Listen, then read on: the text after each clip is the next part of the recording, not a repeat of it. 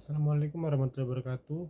Saya Muhammad Fikri dari kelas 12 TOI 4. Di sini saya akan menjelaskan dan menerangkan kembali resume dari link video yang dikirim oleh Bapak Bujang. Silakan disaksikan video ini. Selamat menonton. Pembelajaran dari video yang dikasih di YouTube oleh guru pembimbing atau Pak Bujang. Di sini kita akan mempelajari tentang logika dan sekuensial. Untuk mengetahui logika dan sekuensial, kita harus mengetahui tujuannya terlebih dahulu. Tujuannya adalah untuk bagaimana cara strategi kita dari pemrograman PLC dengan segala jenis PLC-nya. Nah, kunci dari pembelajaran kita adalah yaitu fokus dengan satu PLC dulu secara mendalam. Jika sudah, nanti kalau untuk mengganti jenisnya lebih mudah memahami tentang isi-isi atau komponen-komponen dari PLC tersebut. Lebih baik mempelajari satu PLC mendalam daripada mempelajari PLC ini sedikit, kurang memahami, dan semuanya lebih mudah jika mendalami satu persatu dulu. Kenapa di sini kita masukin logika? Nah, syarat dari sekuensial adalah butuh input. Nah, di input itu bisa mengandung logika tersebut.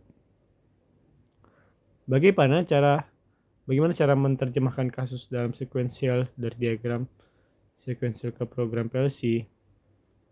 Nah, sejarahnya dulu sebelum ada PLC, orang-orang masih pada menggunakan relay sebagai konsep awal dari PLC. Nah, di bawah ini kita menunjukkan adalah diagram sekuensial. Di input 1 pasti ada logika tertentu untuk mengaktifkan output 1. Nah, setelah output 1 pasti ada siklus selanjutnya. Nah, siklus selanjutnya kemudian dilanjutkan dengan input 2 dengan logika tertentu juga. Kemudian mengaktifkan output 2 dan berulang-ulang atau kembali dengan siklus-siklus tersebut.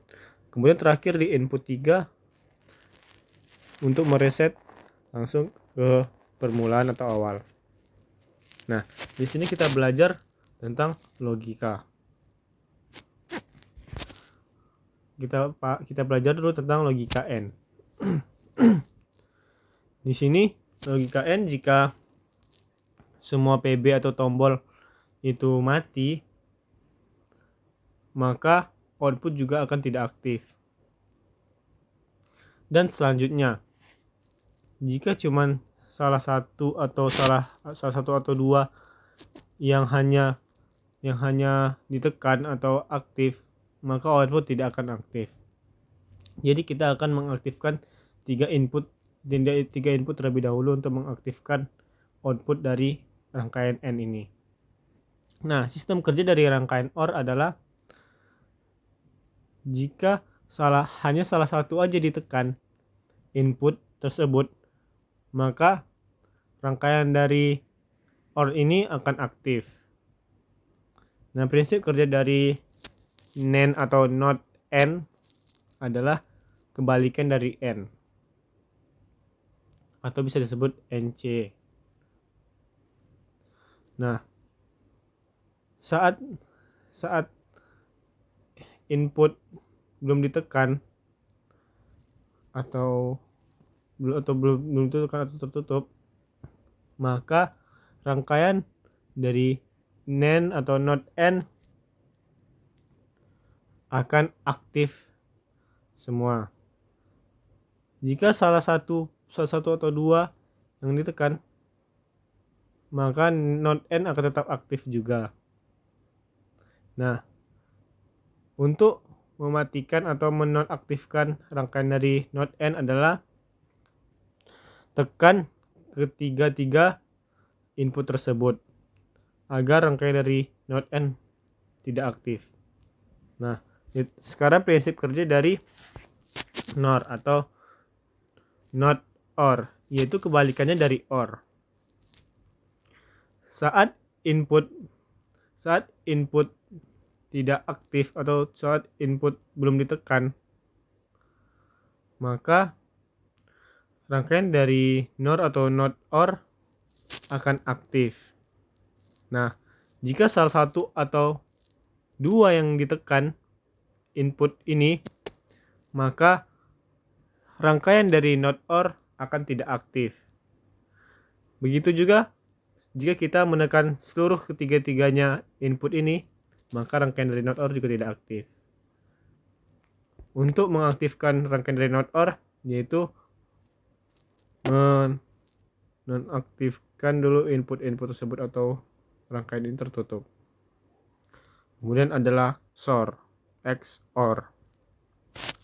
Saat input belum aktif, maka rangkaian XOR juga belum aktif. Saat salah satu atau dua yang ditekan input ini, maka rangkaian dari XOR juga ikut aktif. Nah, perbedaan dari OR dan XOR adalah saat ketiga input ini ditekan, maka rangkaian dari XOR akan mati. Jika kalau rangkaian OR saat ketiga input ini diaktifkan, maka rangkaian OR juga aktif. Disitulah letak perbedaannya. Di sini juga membahas tadi kasus atau contoh soal dari yang ada di video tersebut. Di sini sudah dibahas juga di dalam videonya. Nah, di sini ini adalah salah satu contoh diagram sekuensial dari soal tersebut tadi. Di sini diberitahukan nomor pertama adalah TB 1 dan 2 atau tombol 1 dan 2. Kemudian lanjut, ini TB 1 dan 2 ini adalah logika dari sekuensialnya atau logika dari inputnya. Kemudian masuk ke outputnya, yaitu timer 000. Itu adalah output dari siklus input TB 1 dan 2 ini. Dan kontak dari timer atau disebut T00 juga bakalan aktif saat timer telah menghitung mundur. Kemudian berlanjut lagi siklus dari T00 berlanjut ke output timer 001.